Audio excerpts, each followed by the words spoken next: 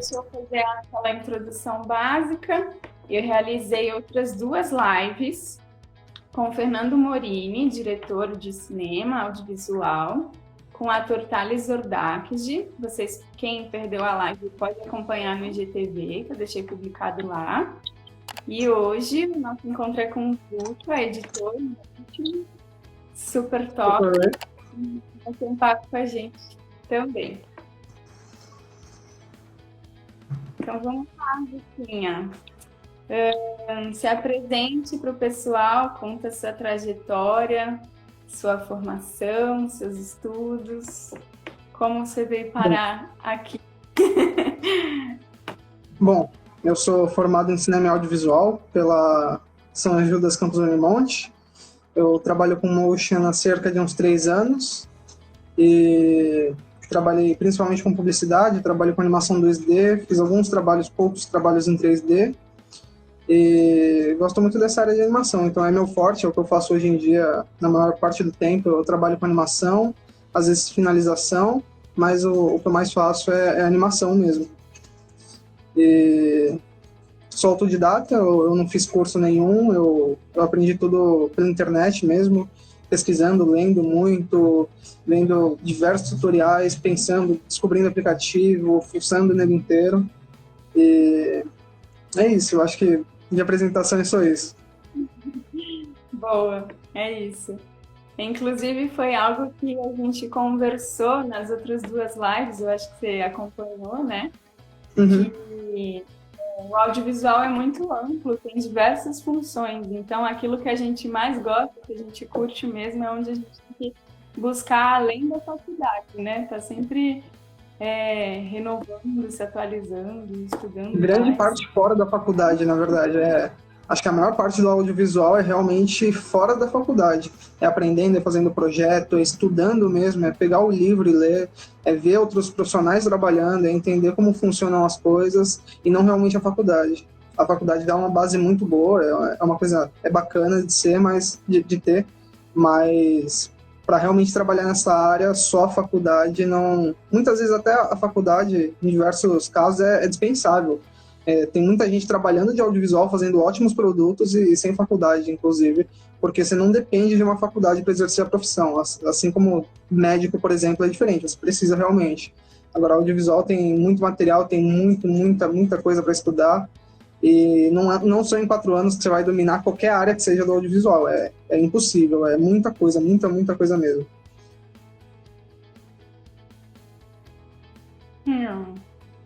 Legal.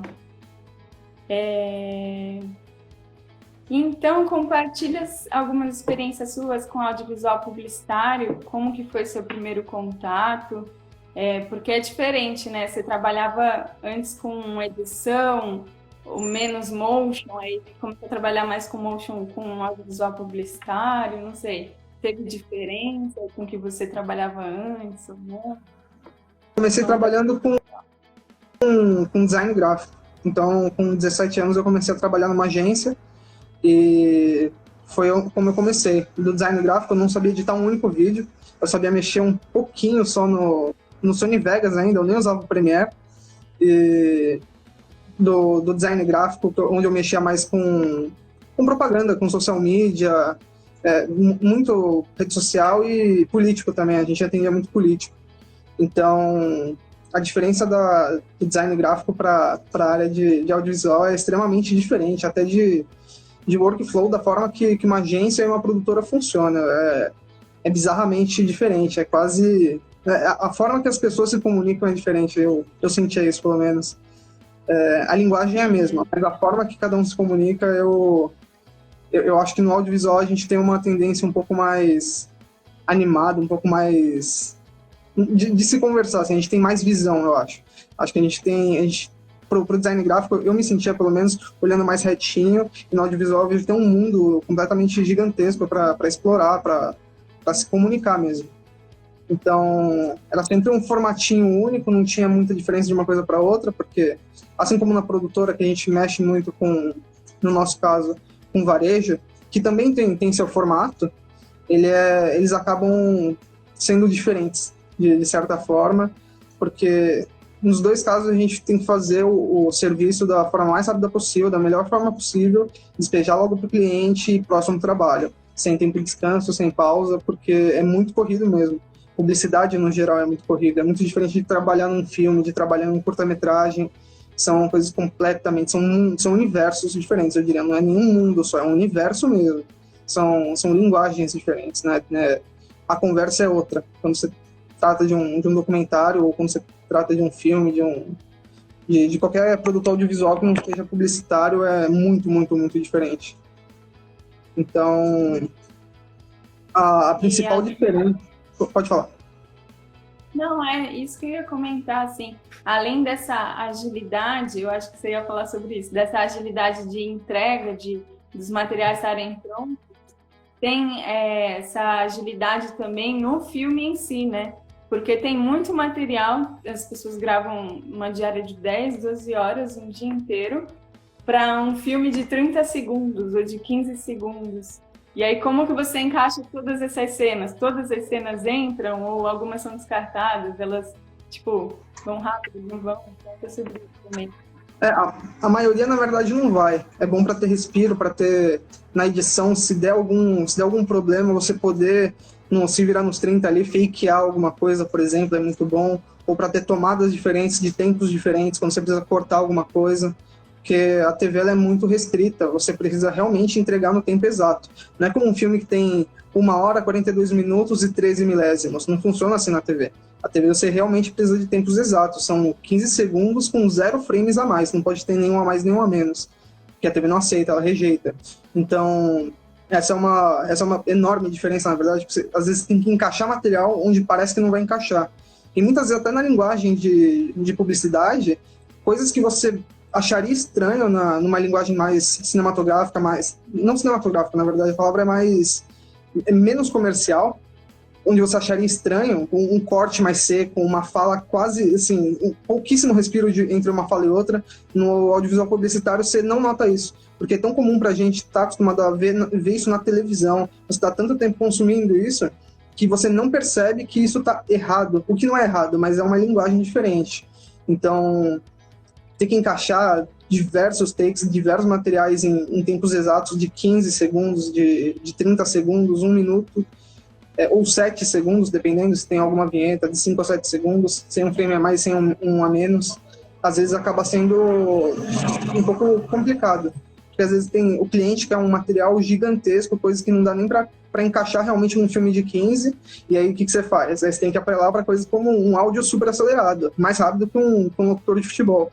Então, esse tipo de coisa acaba acontecendo, porque a gente é meio que obrigado, a gente tem que fazer caber no tempo, independente do que seja. E aí tem as famosas alterações. E aí, cliente, vamos cortar essa fala? Não, não pode. Vamos mudar? Não, não vamos. E aí? Acelera tudo. Ou não, vamos cortar, vamos diminuir, vamos fazer redução. O que acaba, dependendo das ocasiões, vale a pena, dependendo não, porque isso geram custos. Então, é tudo voltado em custos, né? Quanto menos tiver que o cliente pagar, melhor para ele, é o que ele vai preferir sempre. Pelo menos na maioria das vezes é a opção dele, falando do varejo da Baixada especificamente. Tem vários vídeos publicitários que são muito, muito bem produzidos, muito bem feitos, muito bem pensados, onde eles não têm um limite de verba, eles querem que seja impactante, que seja realmente muito...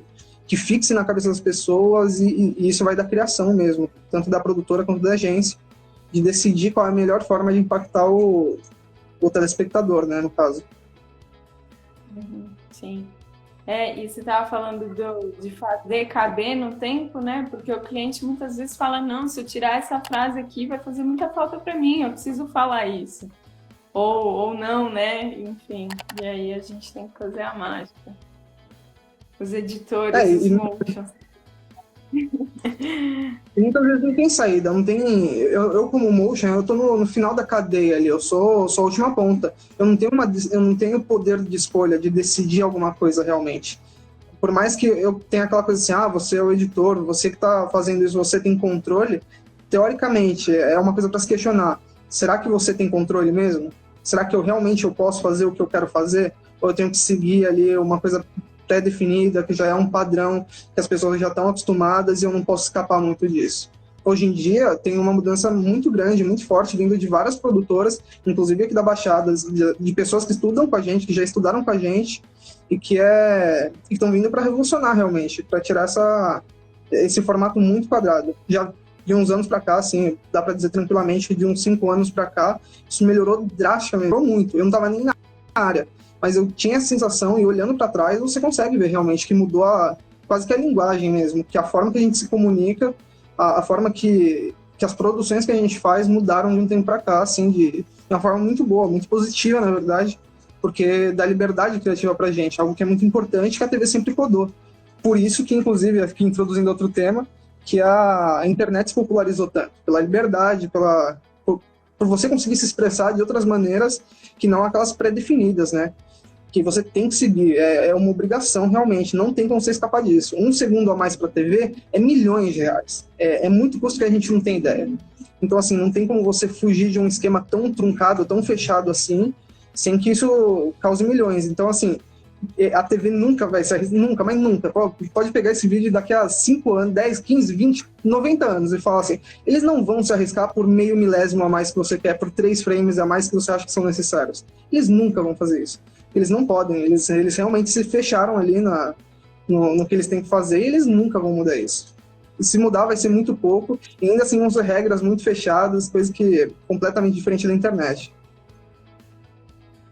Em outras palavras, pessoal, as dicas do Zuka você pode sim apresentar seu inteligência criativa, mas não tentar criar você as regras, porque são as coisas que estão estabelecidas, porque tem que ser assim. Joia! E, Zuquinha, você falou que o seu estudo com motion, animação e tudo foi autodidata. Você tem alguma recomendação para quem quer seguir nessa área e você fez esses cursos gratuitos, eram online no YouTube e tal, ou tem algum que foi pago que você acha que foi muito massa para recomendar? Não sei, faz os caminhos das pedras, assim, que fala, olha, eu fiz um que não foi muito legal, ou nem citar nomes, né? Mas, enfim, acho que você está acompanhando, que eu quero que você ajude quem está interessado nessa área, e pode participar. Então, eu nunca fiz nenhum curso. Tudo que eu fiz, assim, na maior parte do tempo, foi no meio de um trabalho que eu precisava de alguma coisa, ou de alguma coisa que eu queria fazer, eu olhava assim, eu estava estudando na época, eu falava assim, eu quero muito saber fazer isso. Eu quero fazer um bonequinho andar. Eu preciso saber de curioso e eu estou muito interessado em fazer isso. Então, eu ia atrás disso. Eu procurava tutoriais gratuitos mesmo no YouTube, que é a melhor fonte de informação, melhor entre milhões de aspas, não me interpretem mal, mas tutoriais, principalmente, eles são muito... Alguns são muito sucintos, alguns são muito longos e ruins, então é um caça-níquel. Mas às vezes resolve o seu problema, às vezes você aprende alguma coisa que não é tão boa, às vezes você pega alguns vícios, não é tão interessante fazer dessa forma, você pode adquirir alguns problemas ao longo do processo de workflow no futuro da forma que você trabalha, porque realmente não é um curso ele é feito para ter uma linha de raciocínio, ele te ensina profundamente cada passo, cada etapa, é uma coisa que nenhum tutorial vai te trazer, não da forma que tem que ser, não da forma que é correto, até alguns surgem para resolver esse problema, mas é muito mais difícil de encontrar. Geralmente, assim, 90% dos casos, esse tipo de coisa só tem em inglês, o que já é um fator limitante pra gente aqui do Brasil. Mas se você sabe inglês, não, assim, recomendação pessoal minha, assiste só tutorial em inglês, que geralmente eles são melhores, eles estão há muito mais tempo nisso, eles estão mais acostumados.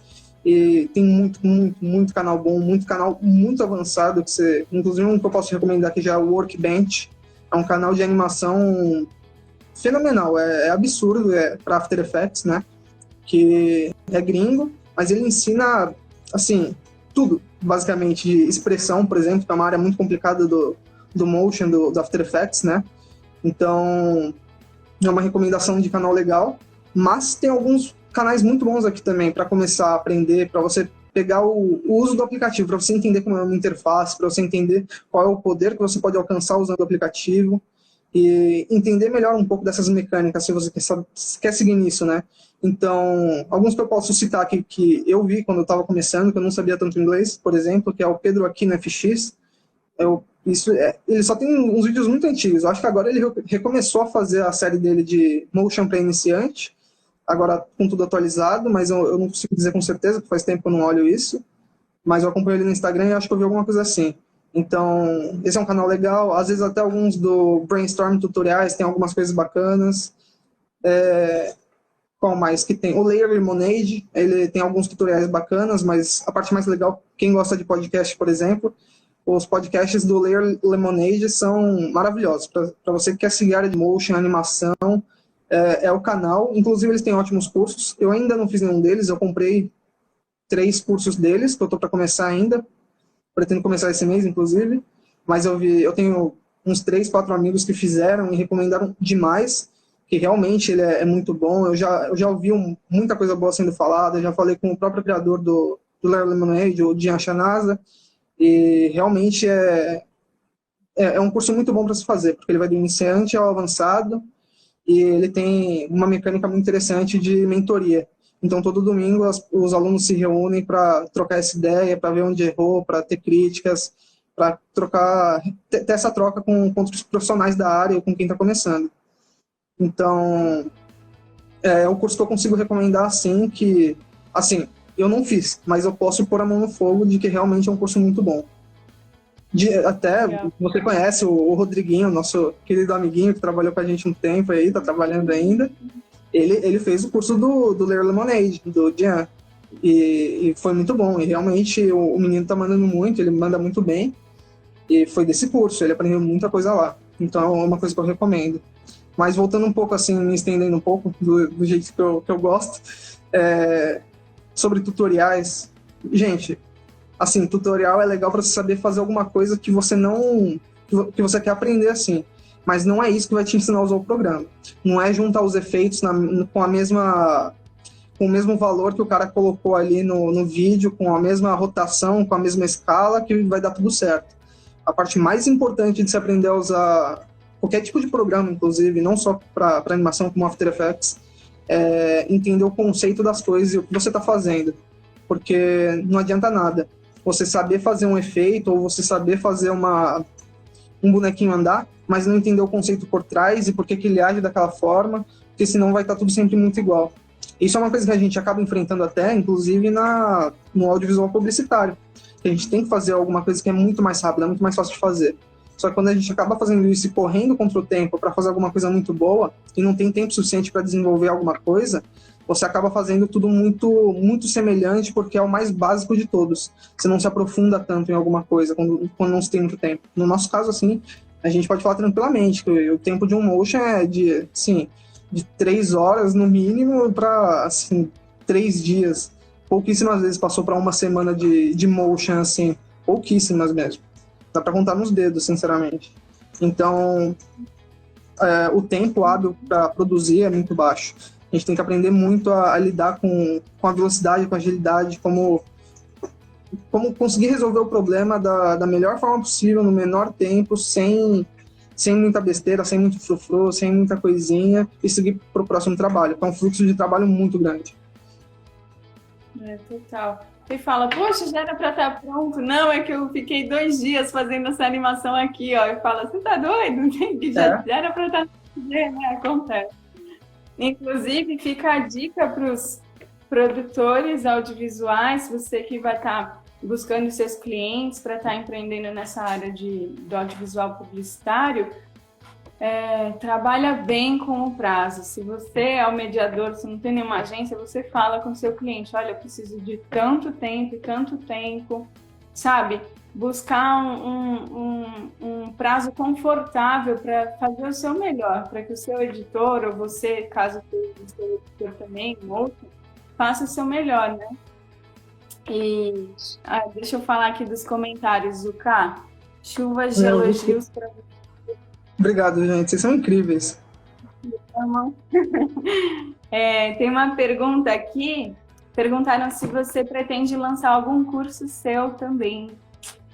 Já pensou nisso? Já, com certeza. Só que eu ainda não acho que é o momento. Mas sim, eu penso, e com certeza eu vou lançar. Eu já comecei a estruturar o que eu acho que seria muito bom para um curso. Até por isso que eu quero fazer um curso, porque eu quero entender a estrutura de outros, eu quero fazer essa análise para ver onde é o meu ponto diferencial, qual é o ponto fora da curva que eu preciso atingir, qual é o foco, porque curso tem um monte, sinceramente. Tem um monte que aparece até no meu Instagram direto, todo santo dia. Então, assim, eu não quero fazer mais do mesmo. Eu acho que é perda de tempo, na verdade. Eu não quero concorrer com outras pessoas. Eu tenho uma visão um pouco diferente, assim, sobre áreas, assim, seja ela qual for, mas eu não quero concorrer. Eu quero realmente andar junto, no sentido de que se tem muita gente fazendo a mesma coisa, interessante, legal, é bom ter opção, é muito, muito bom. Só que a minha ideia não é ser igual, eu quero ser diferente. Eu quero mostrar alguma coisa tem que ser diferente. Eu acho que esse é um ponto importante, porque eu vi um monte de curso igual, a forma que é vendida, tudo muito semelhante, e não me apetece, assim. Eu não pego e falo assim, legal, vou fazer. Eu acho que não. E isso é uma coisa que vem de mim mesmo, porque eu sempre... Sabe aquela coisa do copia e não faz igualzinho? Quando a gente é jovem, tipo ontem. Eu realmente... Eu não gosto de copiar as coisas. Por mais que às vezes a gente precise, depende da situação, não é uma questão de julgamento, mas o diferencial para mim é a parte mais importante, né? Principalmente porque hoje um monte de gente sabe fazer muita coisa e muita coisa semelhante. Então, o diferencial, tanto seja para uma vaga de trabalho, seja o que for, é esse diferencial que vai te colocar em algum lugar ou não. Então, tenho planos. Tenho estruturado, mas ainda não comecei a mexer nisso, ainda. Mas esse ano o plano é começar a mexer nisso já. E quem sabe ano que vem eu lançar o meu curso. Mas não, assim, sem promessas, sem nada. Quero fazer bem feito, não quero fazer algo só por fazer, por nada não. Sim, total. A gente tem que buscar a nossa parte criativa, né? Deixar uma marca de não só operante e sim criador. Tem outra questão aqui também para você, Zuka. Perguntaram se você sentiu que a demanda de motion cresceu agora na pandemia e se tende a crescer mais ainda, por questão de necessitar de menos equipe para produzir um vídeo. É verdade, a gente foi barrado por um tempo, né? Nas gravações presenciais, principalmente no início, né? Aquele boom que a gente ficou confinado, morrendo de medo. A quarentena a vigor, né?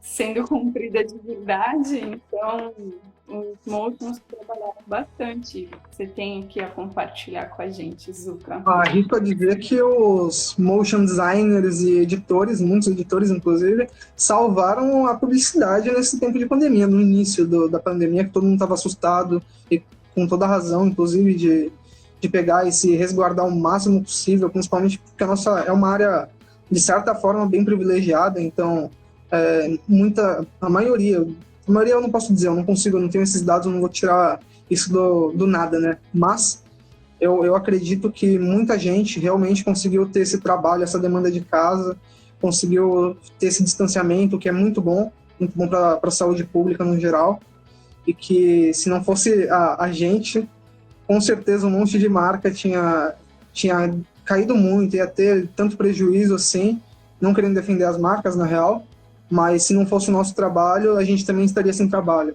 Então, assim, é a forma que a gente consegue, a gente é privilegiado por poder trabalhar de casa e conseguir continuar trabalhando, né? Que é uma coisa, nesse caso, nesse sentido, é bem privilegiado mesmo, né? Então, com certeza, se não fosse isso, muita produtora tinha falido, muita família ia ter passado mais sufoco ainda do que já passou, todo mundo passou um sufoco. Então, cada vez mais necessário, cada vez mais. Por isso que essa área está crescendo, por isso que cada vez a gente vê mais animações, a gente vê mais concorrência, e aí volta o negócio do seu diferencial. Não faz sentido fazer o que todo mundo está fazendo. Se todo mundo está fazendo, então, legal, você é mais um.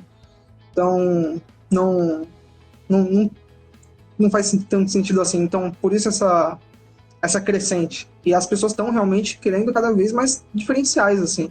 Cada vez mais o workflow de um motion entram outras skills, assim, além do After Effects, por exemplo. Acaba entrando na parte do 3D, que está cada vez sendo mais requisitado, inclusive, aparecendo programas como o Blender, que é um software 3D gratuito, que está possibilitando e abrindo, assim, não só portas, está abrindo caminhos inteiros, assim, para quem não tem condição de pagar um cinema 4D, que é, sei lá, é muito caro, assim, eu não vou... se eu for chutar um preço, sei lá, uns R$700 por mês, assim, é bem caro. E é um software realmente para produzir, assim, tirando a licença de estudante, a versão trial, claro, mas tá abrindo várias portas e cada vez sendo mais requisitado, 3D principalmente. Então, esse tipo de diferencial é uma coisa muito importante de se pensar e de ser um ponto fora da curva, né? A gente, assim, eu não consigo dizer felizmente, mas também não consigo dizer infelizmente, que a gente precisa cada vez mais ter esse montão de skills do nosso lado, não é mais baseado em um só programa. Não é que nem um contador que só usa o Excel, ele não usa só o Excel, ele precisa saber um monte de outros programas, por exemplo, entendeu? Assim como a gente. Antigamente, o editor só precisava saber usar o Premiere, assim, no máximo. Se não, usava um Sony Vegas e beleza, e tava ótimo. Agora não, agora até o editor precisa saber fazer motion, e nem que seja um básico assim para matar ali. Porque essa é a parte, infelizmente, porque a gente não consegue mais trabalhar de uma forma saudável, muitas vezes, na verdade. E porque a gente precisa unir um monte de coisa, estudar muito, estudar demais e muito, e cada vez mais para chegar a um lugar, justamente pela concorrência. E como isso é uma crescente, é aí onde a gente tem que saber como se destacar nesse meio, né?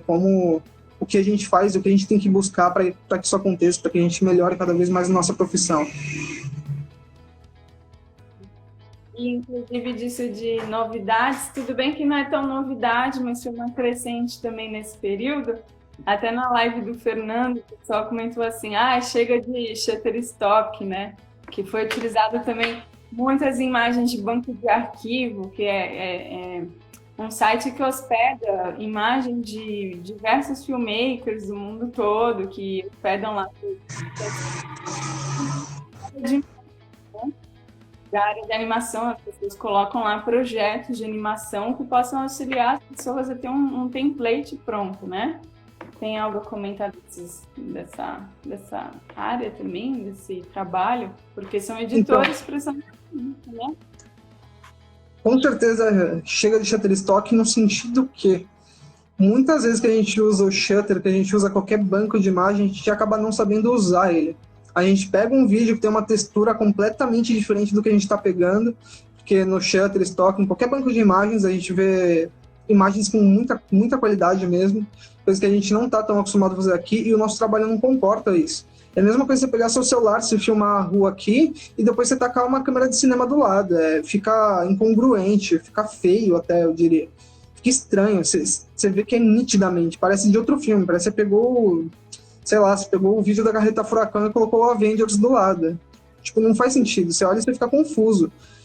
E essa crescente, por causa da pandemia, a gente teve que parar de sair para filmar e aumentou. E aí todo mundo começou a usar isso, virou um Transformers, virou uma coisa, assim, cresceu muito, o que é bom para quem está vendendo lá, o que é ótimo para quem disponibilizou seu material, porque isso também ajudou muita gente no meio da pandemia, onde essas pessoas elas saíram antes, obviamente, eram tudo vídeos feitos anteriormente, né? E por isso tinha tanto material e cada vez foram achando mais, até os próprios que já tinham vários uploads lá foram pegando coisas antigas e upando de novo para aparecer, porque isso salvou muitas famílias, na real. Eu não acho que é ruim, eu acho que assim, vai do bom senso de quem está editando, ou do cliente, de quem está organizando isso, ou até do próprio editor, às vezes é uma ideia do editor e tá tudo bem, mas tem que saber usar, tem que saber dosar, tem que saber corrigir a cor, tem que saber tentar, se possível, né, na medida do possível, porque como eu falei, o tempo hábil que a gente tem é muito, muito, muito corrido, então... Se possível, tentar fazer com que não tenha essa estranheza tão grande. Se você precisar estragar um pouquinho aquele vídeo do Shutter só para fazer ele ficar mais parecido, vale a pena.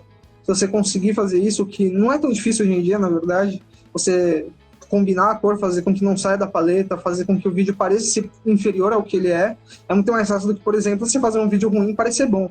Então, não adianta você gravar com uma TechPix e fazer parecer que é uma GH5. Não vai funcionar. A GH5 pareceu uma TechPix.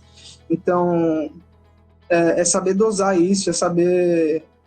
É ter tempo, na verdade, porque uma coisa muito importante que a gente acaba esquecendo, que muitas produtoras, muitas agências, muitos clientes não entendem, é que a gente precisa de tempo para absorver o trabalho. A gente precisa entender, a gente precisa ver, observar, descansar o olho, porque o olho vicia. A gente olha um tempo para a tela, olhando para a mesma coisa, que às vezes tem um erro crasso ali, tem um erro gritando na sua cara e você não está vendo. Você está tanto tempo olhando para aquilo que você não nota. Por exemplo, quando você faz sempre o mesmo caminho para casa, quando você sempre faz o mesmo caminho para qualquer coisa, você está tão acostumado com aquilo, que você está no piloto automático, você acaba perdendo um monte de coisa que você nunca reparou. Para pensar, tenho certeza que todo mundo aqui na live já passou por algum momento desse. Você passou por algum lugar que você sempre passou e você fala, nossa, nunca notei aquilo ali. Eu e você, Sibeli, aquela placa que tem em cima ali na glicério, né?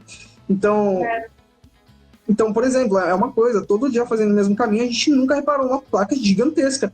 E a gente olhou para aquilo uma vez, mano, tem uma placa gigantesca aqui, meu. É uma coisa que a gente nunca viu. Sendo que a gente estava sempre vendo. Só que, será que a gente estava... Entendeu? Essa é a parte importante da gente notar. Então, por exemplo, para finalização, colorização, extremamente importante. Você fechar o projeto, não abrir uns 3 dias, esquecer que ele existe, fazer outra coisa, não, assim, esquecer realmente. E aí, quando você abrir, tenho certeza absoluta que você vai sair corrigindo um monte de coisa. E que se não fosse isso, se não fosse o tempo, se não fosse esse descanso, assim como uma massa de pão tem que descansar para crescer também, um filme é a mesma coisa. Não tem diferença nesse sentido.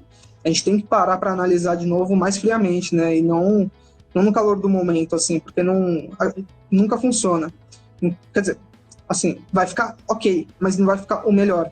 Nas produtoras, em todo tipo de produção, isso é acelerado, isso é ignorado, e na minha opinião é uma coisa que não deveria ser ignorado nem um pouco. Não deveria. Não é certo com o produto, com o trabalho que a gente faz, com toda a dedicação que a gente dá naquilo, para chegar na finalização e, putz, não prestar atenção nisso. Vale... É isso aí. Eu ia comentar também que isso que você falou também é massa, assim, se você está num projeto mais independente, ou talvez uma publicidade com mais tempo, né? Você contar também com umas cabines, né? Alguns amigos, parceiros seus que também são da área, que falam, o que você acha? Porque eu tenho muito tempo nesse projeto, talvez deixando passar alguma coisa, né? Então, compartilhar com alguém também, não só, às vezes, contar com você, mas contar com um próximo, que seja imerso e tal, ou mesmo ou mesmo fora, né? Por exemplo, eu estou passando por um processo de estar produzindo uns curtinhos de ficção, umas situações engraçadas e tal. Então, às vezes, o roteiro está tão fixo na gente que a gente tem que ver se o outro vai estar entendendo a piada também, que vai estar impactando, se tem alguma coisa para corrigir, né? Então, isso é válido deixar também. Tudo, a gente precisa de tempo, e a gente não tem esse poder de ter tempo, porque é tudo muito corrido, é tudo em cima da hora, um monte de coisa acontece, tem prazo, tem cliente enchendo o saco, tem outros trabalhos na fila, tem um monte de coisa que acontece e que a gente é obrigado a lidar com isso de alguma forma, né? Se você é um freelancer, você consegue dosar melhor isso. Se você é um freelancer full-time, você consegue. Agora, trabalhando numa produtora, isso é quase, assim, das experiências que eu tive com produtoras, isso é quase inexistente. Você precisa fazer isso correndo e não tem tempo para descanso, não tem tempo para deixar o filme descansar. Não tem. Fez, mandou e acabou. Próximo.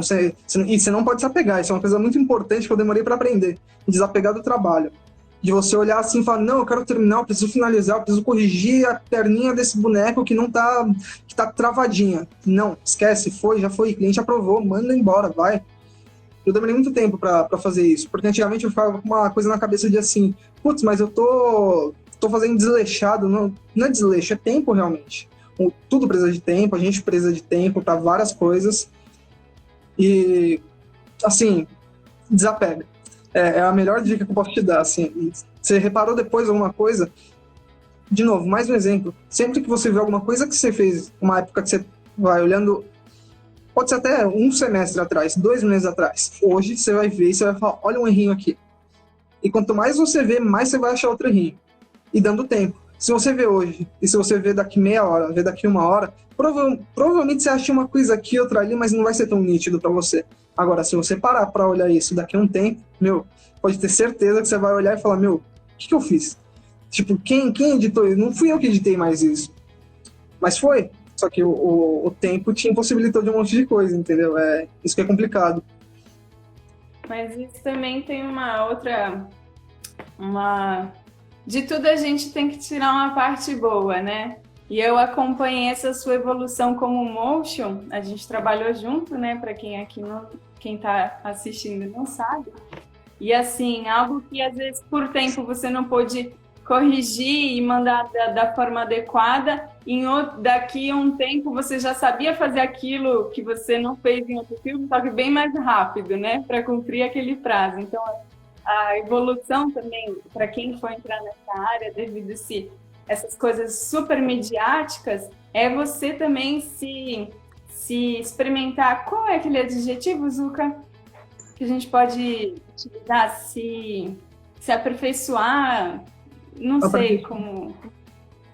Se provar, né? Se provar. Será que eu consigo fazer... Será que eu vou conseguir terminar isso em tal tempo? E você fala, nossa, poxa, até que ficou bom, até que não ficou tão ruim. E eu fiz super rápido, né? Porque em comparação ao pessoal que não entrou nesse ritmo, que não trabalha com isso, né? Tem uma super diferença. Não, e também porque no desespero a gente aprende mais rápido, né? Porque eu aprendi muita coisa no desespero. Eu lembro até hoje quando o Pulpo, né, que trabalhava com a gente, ele era um motion lá, ele saiu, eu fiquei sozinho. E, assim, foi assustador que eu tive... A primeira semana eu já tinha que fazer umas coisas assim, que eu nunca tinha feito antes, e que eu fiquei, meu Deus, como é que eu faço isso?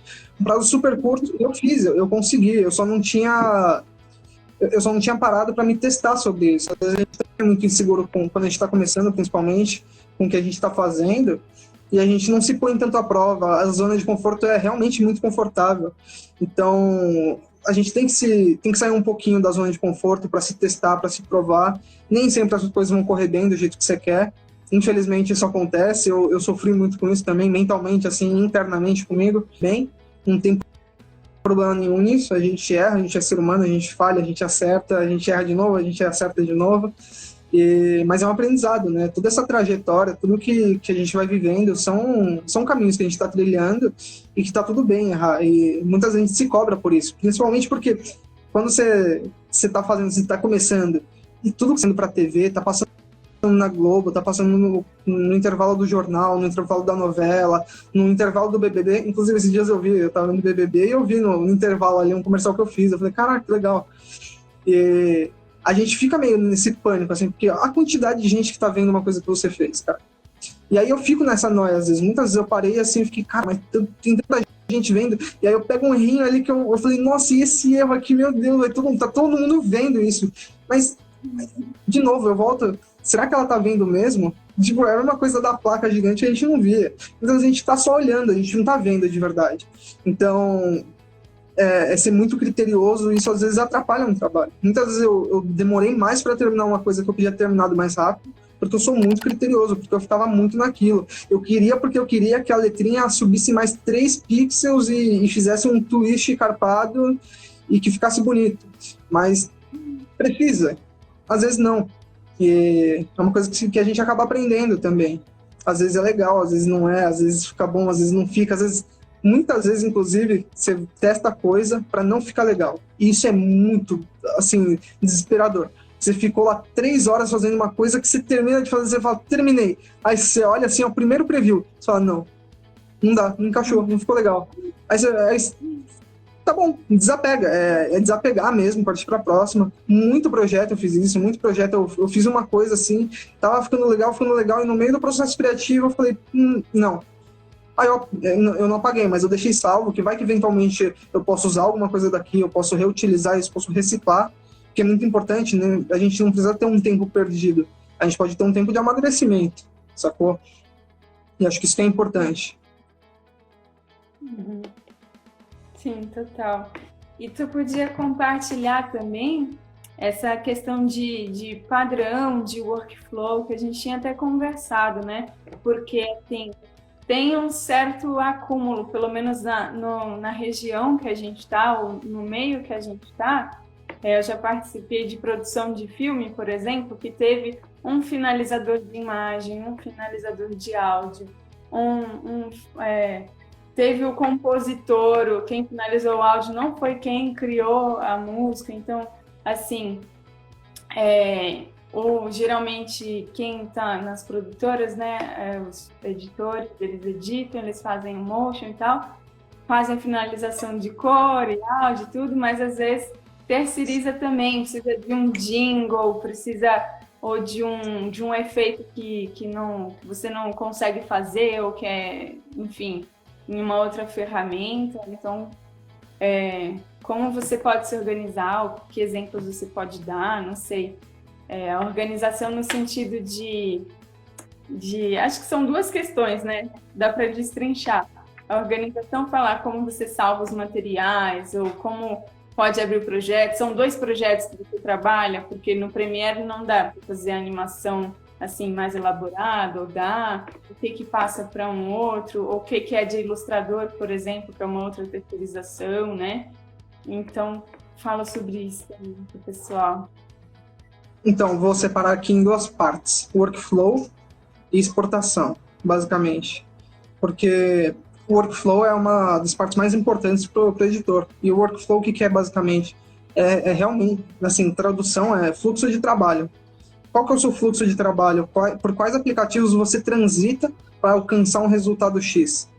Então, é uma coisa que a gente tem que ter sempre em mente. Por exemplo, para trabalhar com animação de personagens, o que eu preciso?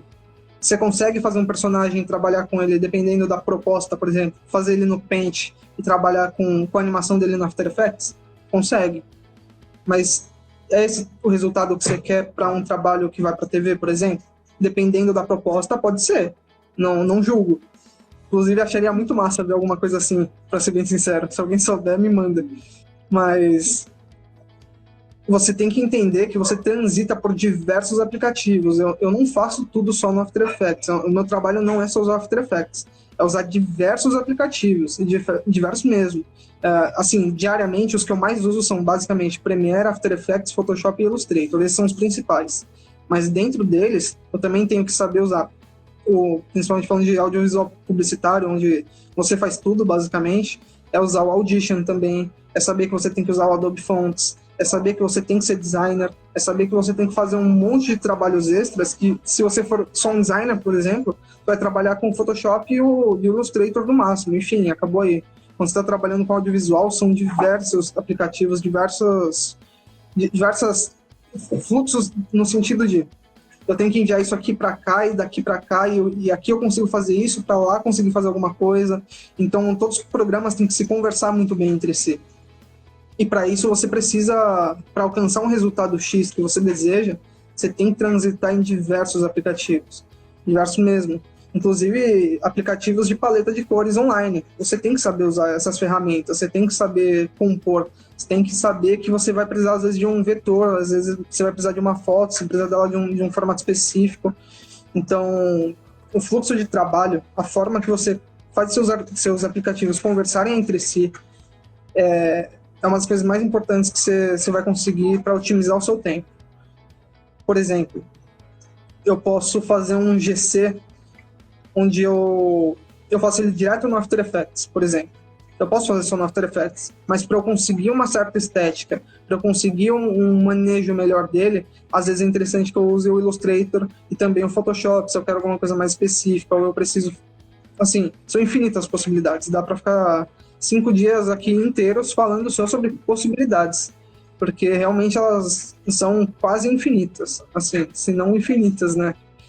Então, além dessa conversa do fluxo de trabalho entre os seus aplicativos, tem o fluxo de trabalho com outras pessoas, com a sua equipe, que é a parte fundamental para um trabalho rolar.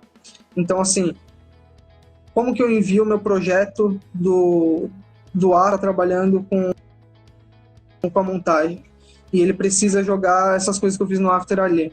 eu posso exportar, eu posso mandar o projeto para ele importar no After Effects e a partir do Dynamic Link da Adobe, ele conseguir a visualização dentro do projeto do After no Premiere. Então, como eu consigo ajudar esse meu amiguinho? Porque uma coisa que a gente tem que tá em mente sempre são as formas que a gente ajuda os outros, não só a gente, porque cansei já de ver, inclusive, alguns projetos passados que eu peguei de pessoas assim para ver, na própria produtora que eu trabalhei algumas, eu abri projetos antigos e vi como tinham coisas muito desorganizadas, assim, onde eu não conseguia me encontrar no projeto, era muito difícil. O nome do arquivo, o nome da foto, o nome das composições eram todas aleatórias quase, e não dá para entender. Então você precisa saber organizar isso para ter um fluxo de trabalho melhor com você mesmo, primeiramente, porque é você que vai trabalhar. Legal, você pode saber que a link de comp 4652 underline 360 é o bonequinho. Mas e daqui uma semana, você vai saber? Você vai guardar essa informação? Você vai descartar, você vai jogar no lixo, porque não te importa mais. Então, organização faz parte do fluxo de trabalho. A forma que você importa os arquivos também faz parte do fluxo de trabalho. Por exemplo, eu tive até esse problema recentemente. Eu abri um vetor em CMYK e não em RGB no After. E aí ele estava causando uns conflitos nas cores que eu não estava entendendo. E aí eu fui ver que o designer me mandou um negócio em CMYK. Eu não tinha reparado, eu não imaginei que ele ia me mandar em CMYK, sendo que a proposta desde o início ele sabia que era para web, então obviamente era RGB. E aí eu fiquei assim, poxa, tá aí uma coisa, um errinho básico, mas que eu matei, sei lá, uma meia hora para descobrir o que estava acontecendo. Entendeu? Então, saber se organizar para ajudar a sua vida e a do próximo é muito importante. É uma coisa que, não sei se passaram do básico, que é... Tá isso? Oi. Se você passou um pouco do básico, já que você já entende a interface, você sabe fazer um quadradinho girar e consegue finalizar um projeto do início ao fim, assim, com o que você precisa fazer, com o que você tem na mão, assim, pega do início, pega de agora, assim, se você está mexendo com isso, renomeia todos os arquivos que você importou, todos. Pega eles um por um e vai fazendo certinho. Bruto, talvez às vezes nem precise, geralmente não precisa. Mas eu digo coisas específicas de imagens, de composições, de composição duplicada, de nome de tudo, assim, é fundamental isso. Principalmente, por exemplo, se você usar um arquivo específico lá, que você baixou da internet, o arquivo específico é uma imagem que você salvou do Facebook. E uma imagem do Facebook, ela vem com um número de caracteres imenso e aleatório, é tipo XYW maiúsculo 2467, e você nunca vai saber o que é aquilo, você vai ver legal, mas não tem como você achar. E aí, se você precisa dessa imagem rápido, alguém te pediu e vai morrer se você não mandar. Você tem que procurar isso agora, você tem que achar isso e enviar, senão, sei lá, o cliente vai demitir a produtora, e isso não pode acontecer. Então você tem que saber ajudar todo mundo, você tem que entender que tudo precisa estar certinho. Você pode pegar ali no Windows, ir na barrinha de busca e pesquisar o que você quer e você vai achar. É fundamental, isso você precisa entender.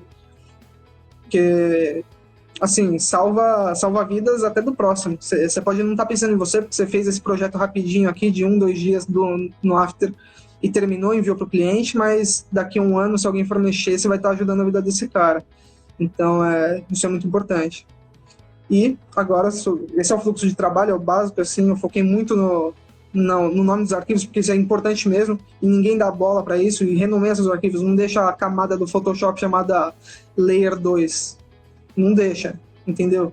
Tá me ouvindo? Você que mexe com Photoshop, você que mexe com qualquer coisa, não deixa a camada chamada Untitled, não deixa ela como background 634, entendeu? Renomeia isso.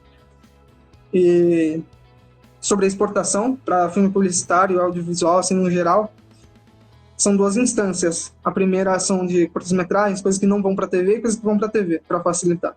As que vão para TV são necessariamente frame exato. São 15 segundos, nem frame a mais, nem frame a menos, ponto. São 30, mesma coisa, 60, 7, 5, não importa. Sempre frame exato. Essa é a parte básica, fundamental, você não pode passar disso, por mais que você queira. Pode espernear, pode xingar, não vai mudar. Outra coisa a exportação e como que você faz isso. Porque são regrinhas, diversas regrinhas que você tem que seguir, como o codec, como a resolução, como quais campos são renderizados primeiros e por quê. E é interessante você saber isso. Muita gente esquece de estudar a exportação de um vídeo, que é fundamental.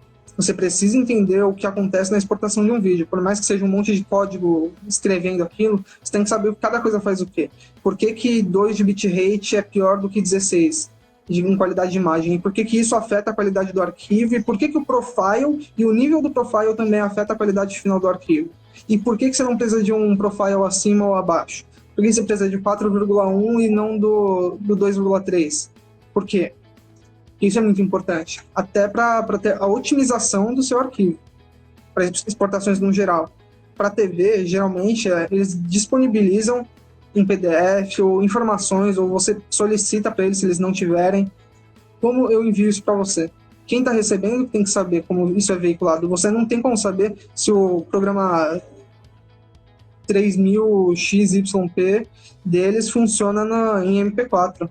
Só eles sabem os formatos suportados, e pode ser que seja um formato muito estranho que você não está acostumado, mas aquele dispositivo deles só funciona dessa forma. Na TV, geralmente é só MXF. Eles aceitam o MOV algumas vezes eles aceitam alguns tipos de arquivo um pouco diferentes, mas dizendo por onde eu trabalhei, em 90% dos casos, se não mais, se não 99% mesmo, é realmente em MXF. E você tem que entender o porquê que é o MXF. Você tem que entender por que isso acontece. Inclusive, fica aí o ensinamento. Por que é MXF? Porque ele te dá uma qualidade muito boa, de baixa compressão, onde a TV, a forma que ele lê os arquivos e os comerciais e tudo que vai para a TV, ele tem que ser calculado com campos. Aí todo vídeo tem um campo superior e inferior. Então ele tem que saber qual que é calculado primeiro para o dispositivo deles fazer esse sync automático. Porque se você enviar algo progressivo que não tem um cálculo de frame superior e inferior, ele vai fazer que ele fique fora de sync, dividindo o negócio no meio, ou talvez até nem funcione, porque ele não sabe ler esse tipo de arquivo. E é uma mini configuração, é um item entre dezenas que você tem que mudar, e só aquilo pode fazer com que não seja aceito. Então é uma coisa que você tem que estar muito esperto sobre a taxa de rate do filme que você está exportando, sobre o áudio também é muito importante. Você precisa de uma taxa de bits alta do áudio. Você precisa saber tudo isso, e isso geralmente não, isso tem que ser fornecido por quem está te pedindo isso. Assim como se alguém te pede algum vídeo pro Instagram, você provavelmente não vai enviar MXF para essa pessoa, porque ela não vai nem conseguir postar, muito menos visualizar no celular, entendeu?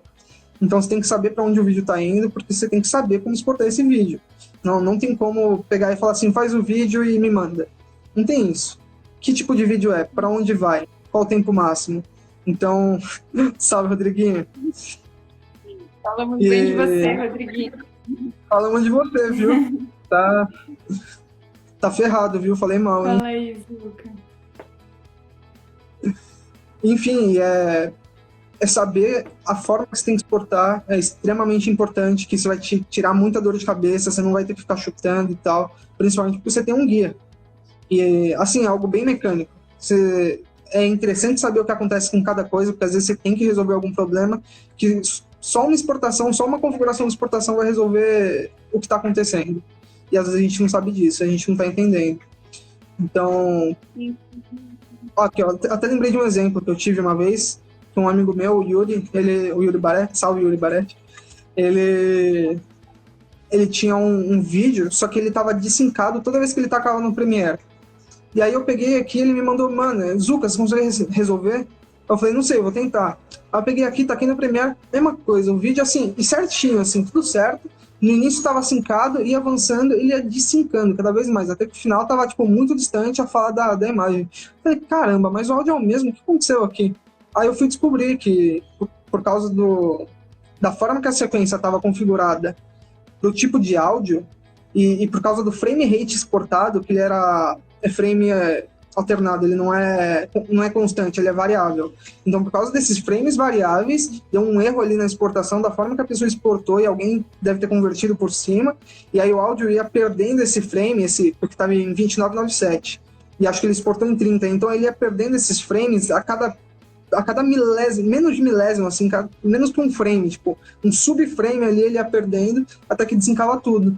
Aí o que eu fiz? Eu tive que converter para um frame rate constante e ficou perfeito.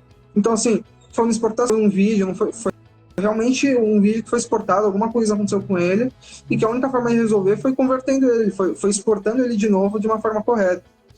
Então,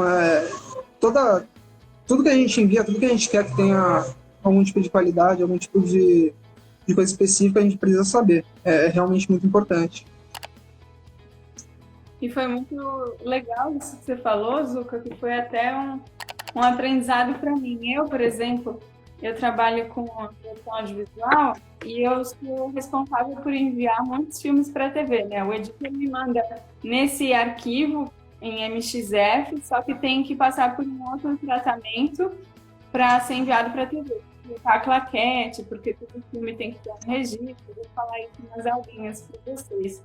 Mas, enfim, e eu nunca perguntei por que tinha que ser em MXF, ou o que especificamente, tecnologicamente, que significa que nem os que escrito aqui, entendeu?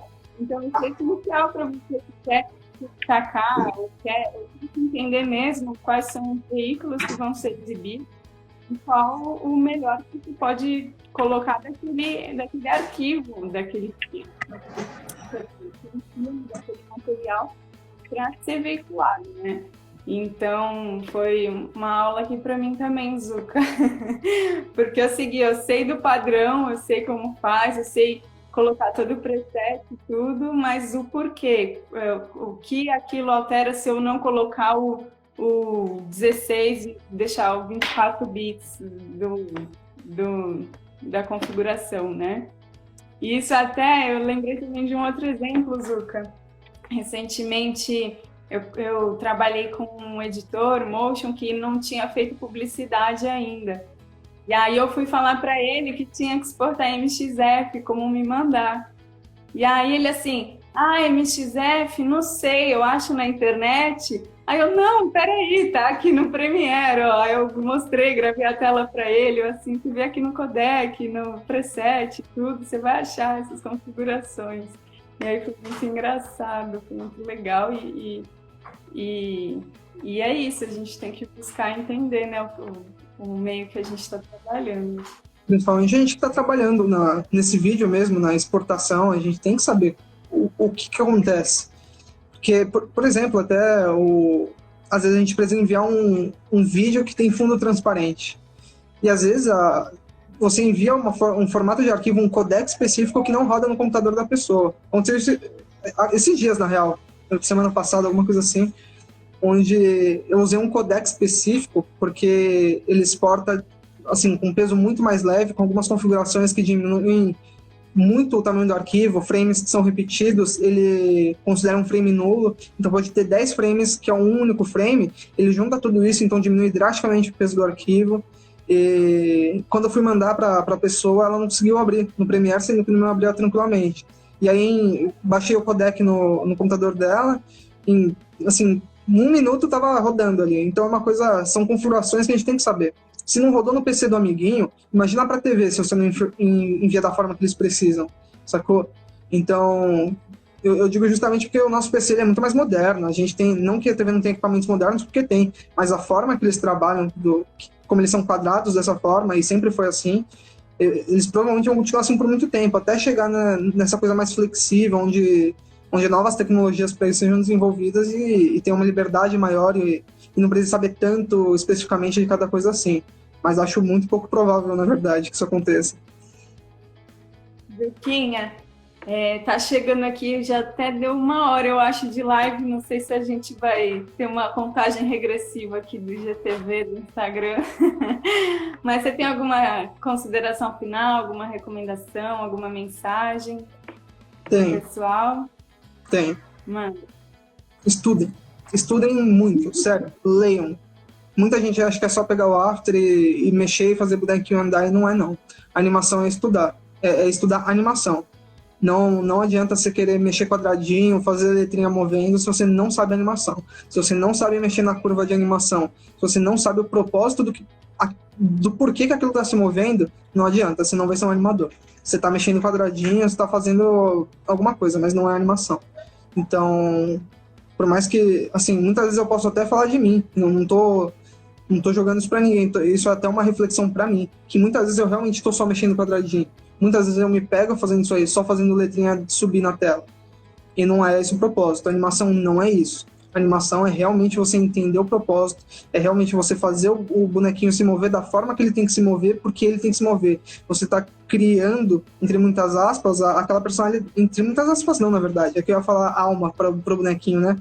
Você está criando uma alma para ele ali, mas eu digo no sentido de que ele tem uma personalidade que é só dele ali naquele momento. E que é você que está criando isso. É responsabilidade sua da vida para esse boneco. Ele não pode ser um boneco estático, ele não é um robô, entendeu? E muitas vezes a gente é quase obrigado a fazer um robô, de novo, por falta de tempo, né? Então, estudem animação. Faça robôs, pode fazer, não é para você deixar de fazer rapidinho, não.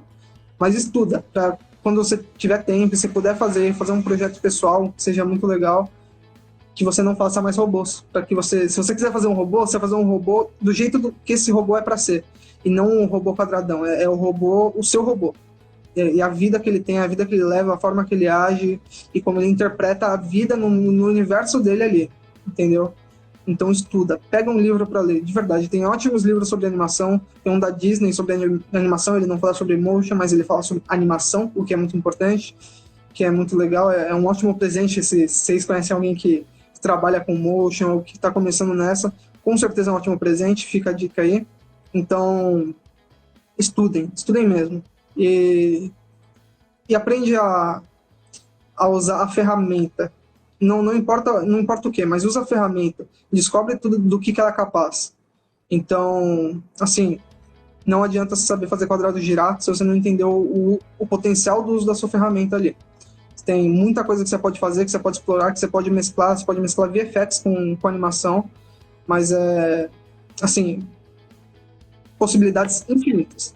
Descubra, teste, erre bastante, erra de novo e mais uma vez, e acerta, fica feliz por isso, posta em tudo que é lugar, e é isso, é um aprendizado e todo dia é um aprendizado, todo dia é um aprendizado. Boa.